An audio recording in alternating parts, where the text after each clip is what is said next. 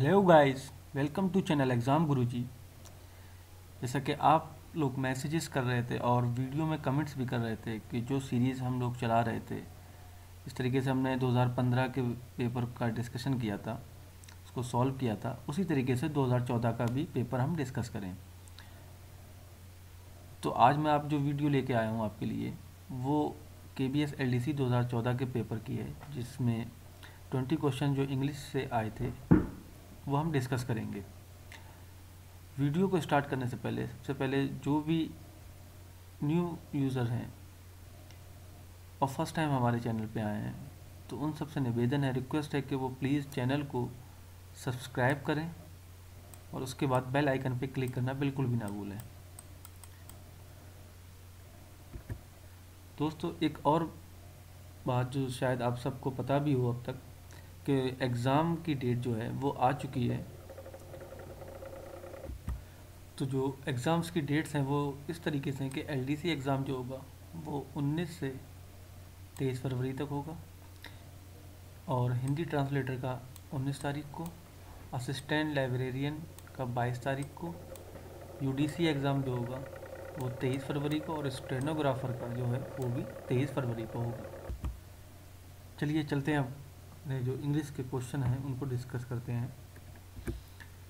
पहला जो क्वेश्चन था, 1 से 4 तक जो क्वेश्चन दिए थे वो थे कि हमको अरेंज करना था, सेंटेंस अरेंजमेंट के थे, जिसमें पहला क्वेश्चन था, this is the reason for achieving high academic excellence, all this professor are highly qualified, this university has now completed 100 year. Initially, the university had only 6 departments. Now it has 100 professors working in 30 departments. तो इनमें सबसे पहले तो हम ये करेंगे कि जो कॉमन है, जो स्टार्टिंग हो रही है, यानी कि ये दो, इनको रख लेंगे, ये हटा देंगे। ये मैं इसलिए हटा रहा हूँ क्योंकि 99% क्या होता है कि जब दो ऑप्शन सेम स्टार्टिंग होती है तो उन्हीं में से आंसर होता है।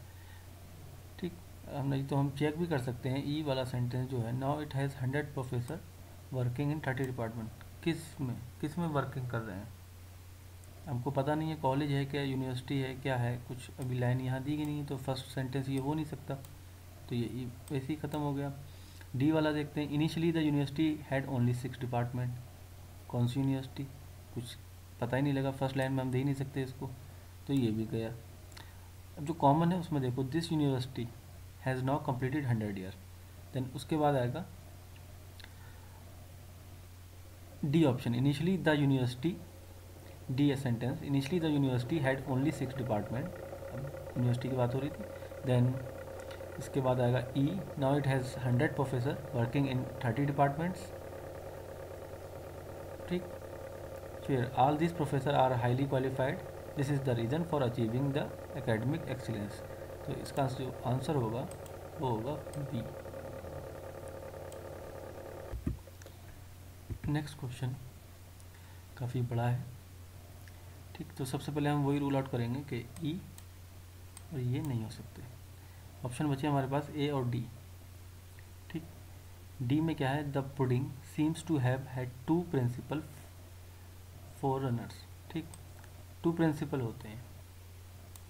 उसके बाद डी के बाद ए आ रहा और बी आ रहा है, देखते हैं कौन सा आएगा। ए में है, these were mainly bulwarks against winter, the hoarder drags of more plentiful seasons, तो ये पता ही नहीं लग रहा कि किसके बारे में बात कर रहा है।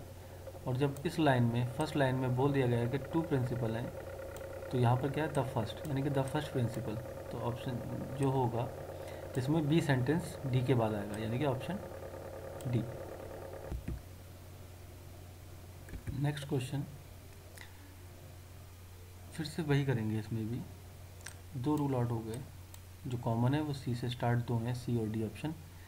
तो सी से अगर स्टार्ट करें, he was born in a very poor family. ठीक, फिर उसके बाद बी या ए आना चाहिए, देखते हैं कौन सा इसमें फिट होगा। नेक्स्ट जो सेंटेंस होगा वो क्या होगा, he was born in poor family, now he is a well known professor in a university. Initially, he did not do well in school. but he really worked hard in college and did well there. Students respect him a lot for his knowledge and conduct. That means option C is correct. Question number 4, same वही करेंगे, इसमें भी हम B और सी हट जाएगा, option 2 बचेंगे हमारे पास ए और डी। ठीक, तो डी क्या है, the ICC decision to restrict the number of teams in the 2015 world cup has evoked mixed responses with opinion among players of the full member teams. ठीक, तो जो नेक्स्ट होगा वो या तो ए से होगा या फिर ई होगा इस सेंटेंस के बाद जो होगा। तो अगर हम ए देखें, in a bid to placate the associate members the ICC had decided to increase the number of participant team to 16 in the 20 World Cup. As the game's governing body feels these countries will have a greater chance of containing on equal footing in cricket's shortest format. यहाँ क्या बोल रहा था, restrict the number. ठीक, और यहाँ बोल रहा है कि increase the number of participant, तो ये तो हो नहीं सकता। तो अगर ई देखें, not surprisingly the associate member aren't too thrilled about the idea of being keeped out of cricket show prize event. ठीक, तो ई जो होगा, ई के बाद ई, ये सही होगा इसका आंसर। हाँ, डायरेक्शन में दिया गया क्वेश्चन नंबर 5 to 8 जो है वो क्या है, इडियम या फ्रेज है, उनका मतलब हमको बताना है। तो क्वेश्चन नंबर 5 है, harassed by repeated acts of injustice he decided to put his foot down। तो इसका मतलब जो होता है to put his foot down का मतलब होता है very strict in opposing। तो आंसर जो होगा करेक्ट वो होगा not to yield। Question number 6, there is no love lust between the two neighbors। no love lust, ठीक, तो इसका मतलब होता है कि डिसलाइक, उनमें अभी कोई भी नहीं है। तो आंसर जो होगा इस intense dislike. Question number 7, whenever I meet him he pulls a long face. Pulls a long face मतलब होता है सैड या डिप्रेशन में। तो ऑप्शन सी जो है लुक्स ग्लूमी, जो करेक्ट होगा आंसर। ग्लूमी का मतलब होता है डिप्रेशन। ठीक, डिप्रेसिंग बंदा जो होता है। ठीक, question number 8, when the police came the thieves took to their heels.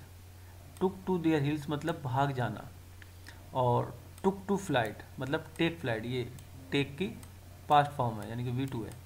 ठीक, तो टेक टू फ्लाइट मतलब भी भाग जाना होता है, ये भी एक फ्रेजल है, इसका मतलब होता है रन अवे या भाग जाना। तो करेक्ट ऑप्शन जो होगा वो option B. Question number 9 to 12 जो है वो हमको सिनोनिम्स या बेस्ट एक्सप्रेस मीनिंग बताना है, जो उसका जो मतलब होगा, जो अंडरलाइन है। ठीक, तो क्वेश्चन नंबर 9 है, the inspector was an vigilant young man. ठीक, तो विजिलेंट का मतलब होता है अलर्ट, वॉचफुल।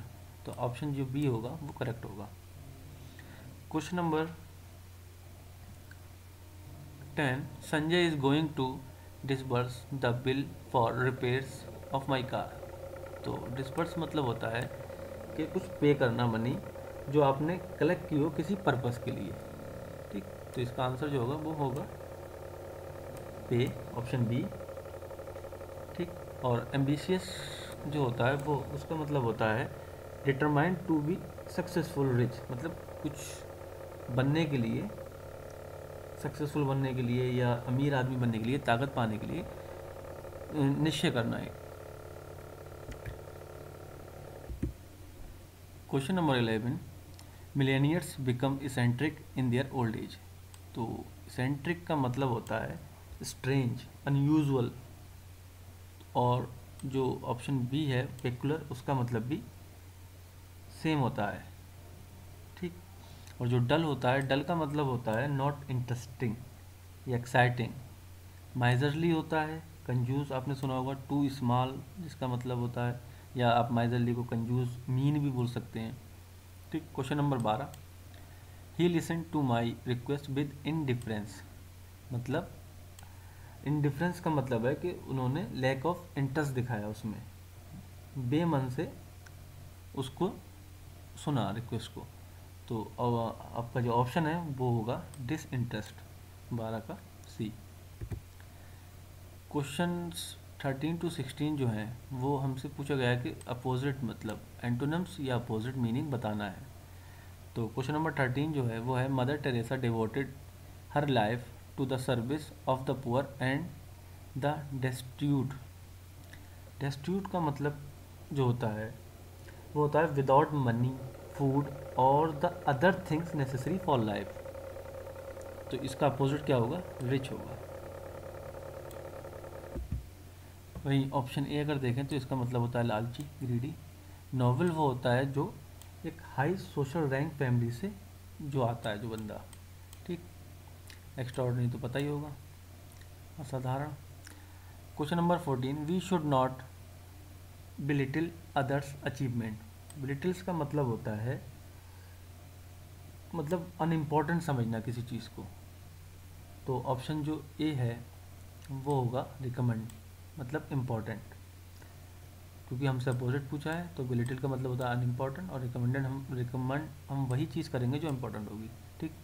इनक्रेज का मतलब पता है कि आपको उत्साह बढ़ाना। इंस्पायर मतलब होता है किसी चीज़ से इंस्पिरेशन लेना, ठीक। डिस्पैरेज जो है वो बिलिटिल का सिनोनिम्स है।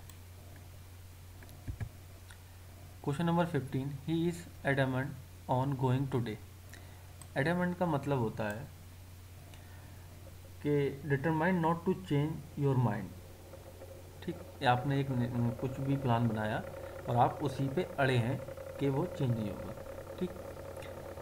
कंफ्यूज्ड मतलब कंफ्यूज तो यहाँ नहीं आ सकता। लीनियंट का मतलब होता है नॉट एज स्ट्रिक्ट। जब किसी को पनिश करे तो वो स्ट्रिक्ट ना रहे, पोलाइट बन के करे, पोलाइटनेस दिखे उसमें। इंडेसिसिव इसका मतलब होता है कि अनेबल टू मेक डिसीजन, यानी कि आंसर जो होगा वो यही होगा, क्वेश्चन सी। ऑप्शन सी जो है वो इसका आंसर होगा, अनेबल टू मेक डिसीजन। और एडामेंट का मतलब होता है कि determined not to change your mind. तो अपोजिट देखना है तो आंसर जो होगा वो सी होगा। Question number 16, let us not aggravate the suffering of the poor, ठीक। एग्रेवेट का मतलब होता है टू मेक बैड और अनप्लेजेंट, मतलब कोई चीज़ आपके लिए बेकार हो रही है, फिर वो कुछ ऐसा हो, कुछ ऐसा आप कर दें कि वो उससे बेकार से भी और बेकार हो जाए, यानी कि बद से बदतर जिसको बोलते हैं वो हो जाए। तो इसका जो आंसर होगा वो होगा ऑप्शन बी, एलिवेट, ठीक। एलिवेट का मतलब होता है to make something less severe. और एब्रीवेट का मतलब होता है शॉर्टन, मतलब कुछ छोटा करना, ठीक। एडवोकेट मतलब सपोर्ट करना। अप्रिशिएट मतलब to be grateful for something, किसी चीज़ के लिए आप ग्रेटफुल हैं। या फिर इसका रियलाइज़ भी होता है इसका मतलब अप्रिशिएट का। नेक्स्ट क्वेश्चन डायरेक्शन में दिया है कि क्वेश्चन 17 to 20 जो हैं, each of this question has a sentence given in 4 different form. एक सेंटेंस दिया गया है जो 4 डिफरेंट फॉर्म में दिया है। Choose the most appropriate form of writing, जो सबसे अप्रोप्रिएट है, ठीक, उसको हमको चूज़ करना है। तो फर्स्ट क्वेश्चन है her heart was more full. More full तो हो ही नहीं सकता क्योंकि फुल की जो कंपेरेटिव फॉर्म है वो फुलर होती है, तो ये नहीं हो सकता। मोर फुल इसमें ये भी नहीं हो सकता। दो ऑप्शन हमारे हट गए, आगे बढ़ते हैं, ठीक। फुलर होगा यहाँ पे, heart was fuller than it had ever been, but जो हार्ट के लिए हम प्रोनाउन यूज़ करेंगे वो शी नहीं होगा, वो इट होगा। जो नाउन यूज़ करेंगे, सॉरी प्रोनाउन नहीं, नाउन यूज़ करेंगे वो शी नहीं हार्ट होगा, इट होगा हार्ट का। तो जो आंसर होगा वो 17 का बी होगा। Question number 18, date last word dotless, सब में सेम है। कंटेन्स लास्ट वर्ड दिया है तो सीधे V2 फॉर्म आएगी। ठीक, तो ये हट गया। अब ये 3 बचे, कंटेन एन इल्यूजन, और एक में है एल्यूजन। जो इल्यूजन का मतलब होता है वो होता है फॉल्स इम्प्रेशन। ठीक, और एल्यूजन का मतलब होता है indirect reference to a person या फिर इवन और कोई थिंग, किसी चीज़ का। तो हमको इल्यूजन नहीं चाहिए, फॉल्स इम्प्रेशन नहीं चाहिए, एल्यूजन चाहिए, इनडायरेक्ट रेफरेंस। तो ऑप्शन जो होगा सी करेक्ट होगा। Question number 19, we have written to yesterday. Yesterday आ गया तो यहाँ पर हैव नहीं आ सकता, प्रेजेंट परफेक्ट नहीं आ सकता, या तो पास्ट परफेक्ट होगा या फिर सिंपल सिंपल पास्ट होगा। ऑप्शन 3, यहाँ पर V3 फॉर्म है और V3 form without helping verb नहीं आ सकती, तो ये भी नहीं होगा। ऑप्शन 2 बचे हैं हमारे पास, B और D। वी रोट, रोट के बाद टू आएगा। ठीक, यहाँ पर टू नहीं है इसमें, तो ऑप्शन जो है बी वो करेक्ट होगा। लास्ट क्वेश्चन आज की इस वीडियो का, क्वेश्चन नंबर 20, और ये जो सेंटेंस लिया गया है ये एक नोवेल है जो डेल्फी कंप्लीट वर्क्स ऑफ साकी, नोवेल का नाम है। जो नोवेल लिखी है साकी और हेक्टर हैगमुनरो ने। तो इसका आंसर जो होगा वो होगा the brutal directness of the masculine shopper arouses a certain combative derision in the feminine onlooker. ठीक, यहाँ पर हमको चाहिए एडजेक्टिव, ये हो नहीं सकता, आंसर तो यही होगा सी। ठीक, the brutal directness certain combative derision in the feminine of the muscular shopper arouses or commit derision for the feminine onlooker। ये तो सारे सेम दे रखे हैं। the brutal directness of the masculine shopper arouses a certain,